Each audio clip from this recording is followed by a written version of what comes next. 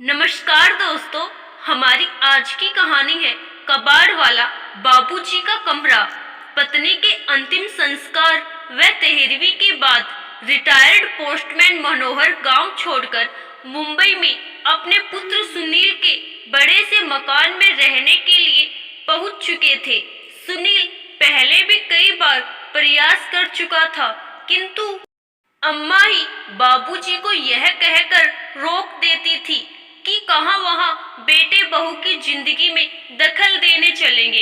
यही ठीक है, सारी जिंदगी यही गुजरी है और आगे जो थोड़ी सी बची है उसे भी यही रहकर काट लेंगे।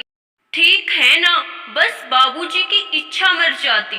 पर इस बार कोई साक्षात अवरोध नहीं था और पत्नी की स्मृतियों में बेटे के स्नेह से अधिक ताकत नहीं थी। इसीलिए मनोहर बंबई आ ही गए।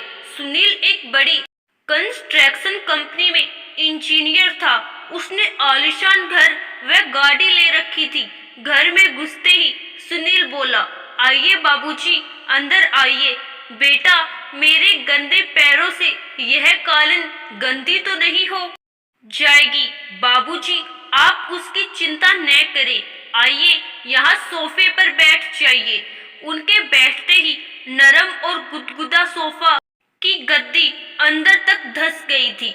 इससे मनोहर चिहुक कर चीख पड़े थे। चाय पीने के बाद सुनील ने मनोहर से कहा, बाबूजी आइए, आपको घर दिखा दूं अपना।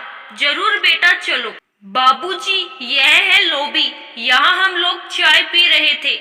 यहाँ पर कोई भी अतिथि आता है तो चाय, नाश्ता और गपशप होती है। यह डाइनिंग हॉल है, यहाँ पर हम लोग खाना खाते हैं। बाबूजी, यह रसोई है और इसी से जुड़ा हुआ यह भंडार घर है। यहाँ रसोई से संबंधित सामग्री रखी जाती है। यह बच्चों का कमरा है। तो बच्चे क्या अपने माँ बाप के साथ नहीं रहते? बाबूजी, यह शहर है और यहाँ बच्चे को जन्म से ही अकेले सोने की आदत डालनी पड़ती है। इनकी देखभाल का कार्य आया आकर कर जाती है।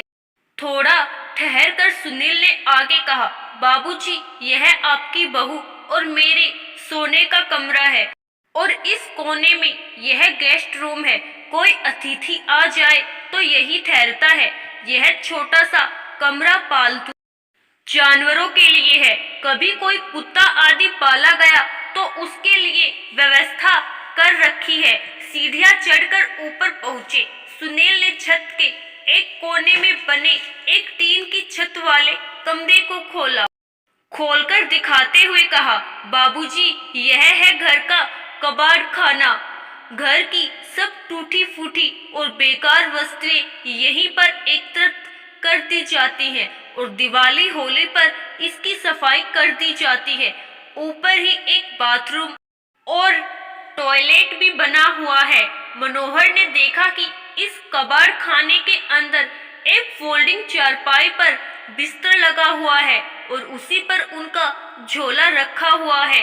मनोहर ने पलटकर सुनील की तरफ देखा, किंतु वह उन्हें वहां अकेला छोड़ सरपट नीचे जा चुका था। मनोहर उस चारपाई पर बैठकर सोचने लगे कि कैसा यह घर है जहां पाले जाने वाले जानवरों के लिए अलग कमरे का विधान कर लिया जाता है, किंतु बूढ़े माँ बाप के लिए नहीं।